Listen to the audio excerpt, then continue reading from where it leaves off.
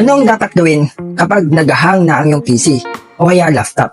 Pero sa video na to, tuturuan ko kayo kung paano malilesen o matatanggal lahat ng mga unnecessary file na nasa computer nyo. So, ang video na to is para lang sa mga taong may computer at desktop. So, una, guys, piliin yung Windows R. Yan. At may lalabas na run. So, type nyo lang yung temp.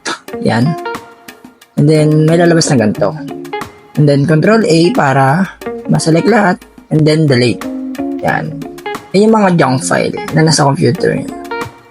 Yan. So, after nun, next step, punta kayo sa...